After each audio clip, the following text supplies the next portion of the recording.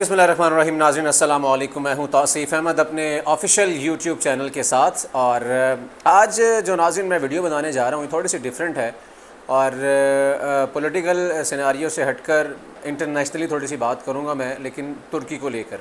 फिर जो जदीद तुर्की बना और उसके जो बानी थे मुस्तफ़ा कमाल अतातुर्क, उनके बारे में कुछ बताऊँगा। और खिलाफत उस्मानिया जब ख़त्म हुई उसके बाद वो क्या मुआहदे थे, वो क्या शर्तें थीं कि जिसकी बुनियाद पर एक सेकुलर रियासत तुर्की कायम हुई और खिलाफत उस्मानिया ख़त्म हुई और क्या कुछ हुआ, इस्लाम को किस तरह तुर्की से अलग थलग किया गया और किसके आगे घुटने टेके गए, मैं इस वीडियो में बताऊंगा। लेकिन उससे पहले मेरे चैनल को सब्सक्राइब कर लें और बेल आइकॉन का बटन भी दबा दें ताकि हर आने वाली वीडियो का नोटिफिकेशन आपको मिल सके। तो नाज़रीन वीडियो शुरू करते हैं जी।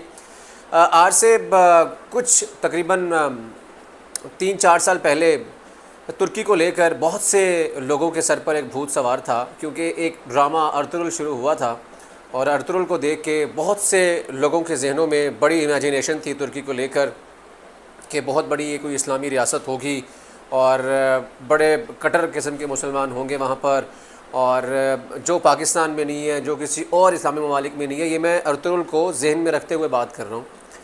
मेरा फेवरेट था जी अर्तुगरुल जो ड्रामा था, जो मैंने पूरे सीज़न 5 सीज़न थे मैंने देखे और मुझे तो बड़े पसंद आए जी। और सारा रियलिटी बेस्ड नहीं था, लेकिन कुछ फ़िक्शन भी डाली जाती है, ज़ाहिर बात है उसको मज़ीद जो है वो अच्छा करना होता है ताकि लोग उस चीज़ के साथ बने रहें और लोग उस चीज़ को देखें, व्यूवरशिप ना डिस्टर्ब हो उससे। जो तुर्की है वो एक इस्लामी रियासत नहीं है भाई, वो बड़ी मॉडर्न और सेकुलर रियासत है, उसका इस्लाम से दूर दूर तक ताल्लुक़ नहीं है। अब कुछ लोग ये समझते हैं क्योंकि अर्तुगरुल ड्रामा देखा, उस्मान गाज़ी का ड्रामा देखा, समझते हैं कि यार बड़ा वहाँ तैयब उर्दवान जो हैं वो बड़ा इस्लाम नाफिज़ कर रहे हैं और बड़ा मज़हब का प्रचार कर रहे हैं। ऐसा कुछ भी नहीं है भाई, वो बड़ी सेकुलर रियासत है। और क्योंकि जदीद तुर्की की जो बुनियाद है मुस्तफ़ा कमाल अतातुर्क ने रख दी थी, वही इसके मुहिम्मार हैं। और तुर्की वाले, क्योंकि ये आप लोगों को पता होगा मुस्तफ़ा कमाल अतातुर्क बड़े सेकुलर टाइप ये इंसान थे और इन्होंने ही तुर्की से इस्लाम को ख़त्म किया था।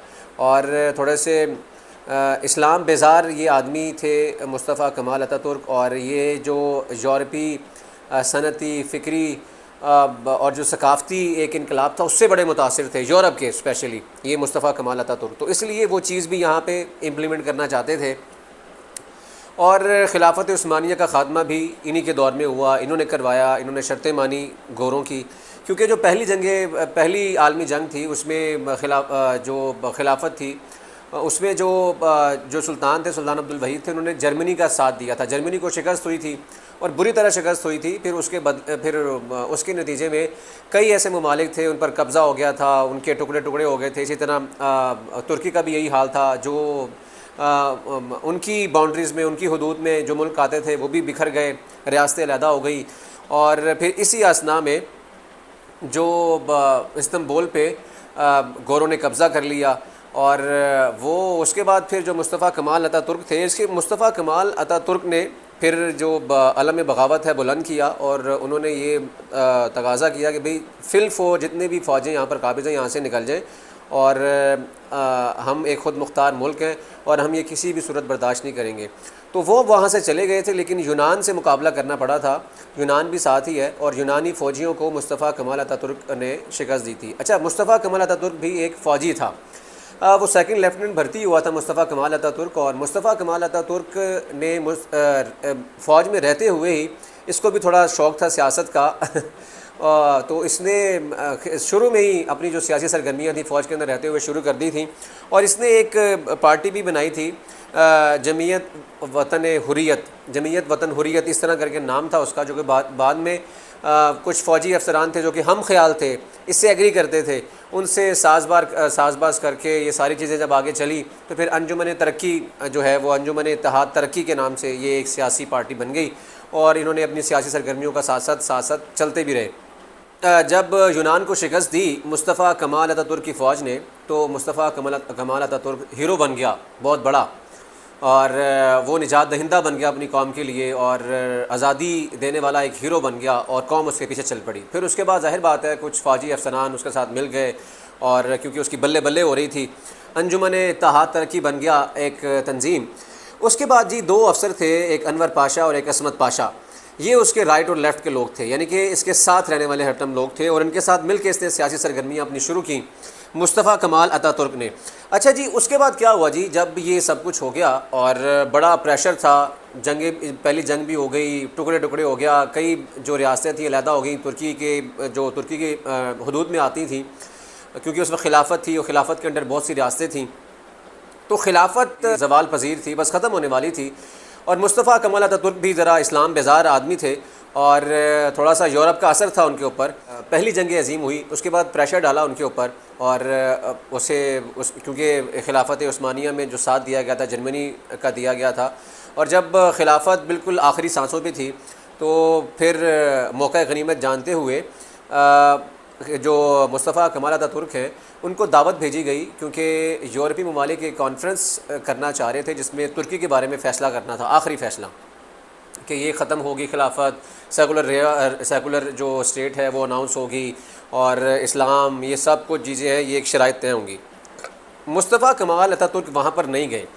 उन्होंने अपने अफसर असमत पाशा को भेजा, जो कि उनका नाम अनूनो पड़ गया, असमत अनूनो पाशा, उनको भेजा वहाँ पर कि कॉन्फ्रेंस अटेंड करके आएँ और देखें क्या कहते हैं जी। वहाँ गए तो वहाँ पर जब कॉन्फ्रेंस हुई तो वहाँ पर उनके सामने 4 शराइत रखी गई। उसमें एक खिलाफत का मुकम्मल ख़ात्मा था, और ख़लीफ़ा को मुल्क बदर करना था, और खलीफा के तमाम अमवाल जितनी भी चीज़ें थीं उनको कौमी तहवील में लेना था, और तुर्की के सेकुलर रियासत होने का ऐलान था। ये 4 शराइत रखी गई थी, लेकिन असमत पाशा ये सारी शराइत ना मानते हुए वापस आ गए, यानी कि शराइत ये नहीं मानी और वापस आ गए।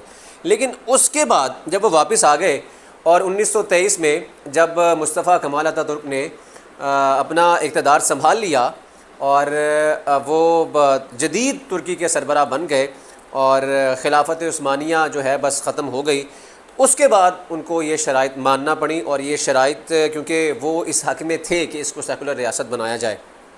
अब नाज़रीन, जो मैं अब शराइत बताने जा रहा हूँ कि जिन शराइत पर ये खिलाफत ख़त्म की गई और जो निकात थे उसके, वो मैं आपको बताने जा रहा हूँ। वो आप सुनेंगे तो वो भी थोड़े से आप हैरान रह जाएंगे।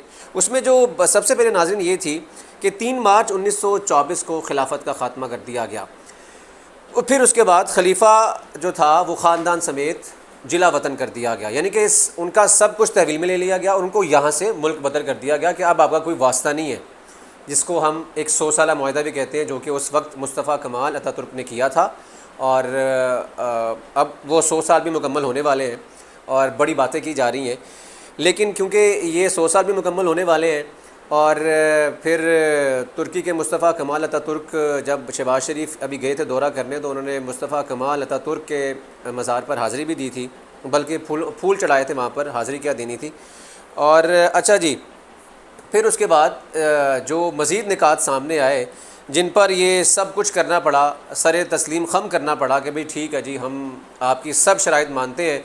और जो तय पाया दोनों फ़रीक़ैन के दरमियान, उसमें एक खिलाफत का ख़ात्मा, खलीफा अपने ख़ानदान समेत जिला वतन, उसकी तमाम तर चीज़ें कौमी तहवील में, और एक जमहूरिया तुर्किया, इसका एक क़याम अमल में लाया गया, यानी कि जदीद तुर्की का क़याम अमल में लाया गया। अच्छा, एक और ये भी बात मैं आपको बता दूं कि इसका नाम अब तुर्की नहीं है, तुर्किया रख दिया गया है, और ये सरकारी तौर पर ऐलान भी कर दिया गया है, हर जगह ये पैगाम भी पहुँचा दिया गया है।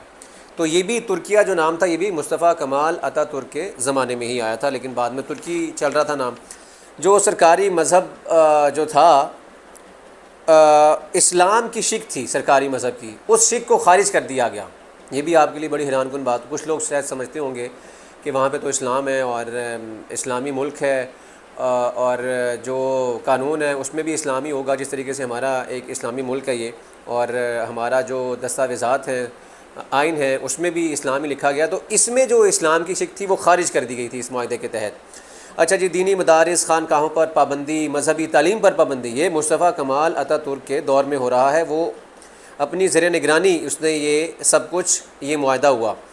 औरतों को तमाम मामलात में मर्दों के मसावी करार दिया गया और पर्दे को जुर्म किया गया है। ये जो आज जो मॉडर्न तुर्की और जो कम लिबास वाली खातून आपको वहाँ में नज़र आती हैं, और लोग समझते हैं, हम भी जब देखते हैं लगता है ऐसे जैसे अमेरिका में, यूरोप में हम फिर रहे हैं, तो वो एक अब यूरोपियन कंट्री है तुर्की। और इसीलिए वहाँ पर लोग अपनी मर्ज़ी से जी रहे हैं। जो ख़वातीन हैं अपनी मर्ज़ी से ज़िंदगी गुजार रही हैं, जिस तरह का मर्ज़ी खाएँ पिएँ उठें बैठें पहने, ये उनकी मर्ज़ी है, कोई रोक टोक नहीं है। और पर्दा जो है वो जुर्म करार दिया गया वहाँ पर, इसीलिए वहाँ पर बड़ा एक मॉडर्न कल्चर नज़र आता है। और फिर उसके बाद अब जो पीरी मुरीदी ममनू करार दे दी गई, और फिर मज़ारों पर दुआएं मांगने पर पाबंदी लगा दी गई, और जुम्मे की छुट्टी ख़त्म कर दी गई। जिस तरह यहाँ पे इतवार की छुट्टी है, वहाँ पर भी इतवार की छुट्टी की गई। यानी कि इसका मतलब ये भी गोरों का कल्चर ही है जो हम आज तक लेके चल रहे हैं। और अरबी ज़ुबान में कुरान करीम की अशात पर पाबंदी लगाई गई। और उसके साथ साथ फिर जो मुस्तफ़ा कमाल अतातुर्क थे, उन्होंने बाकायदा अपनी पीपल्स पार्टी के नाम से एक जो सियासी जमात थी वो 1923 में कायम कर ली थी। और 15 बरस इन्होंने हुक्मरानी की थी मुस्तफ़ा कमाल अतातुर्क ने।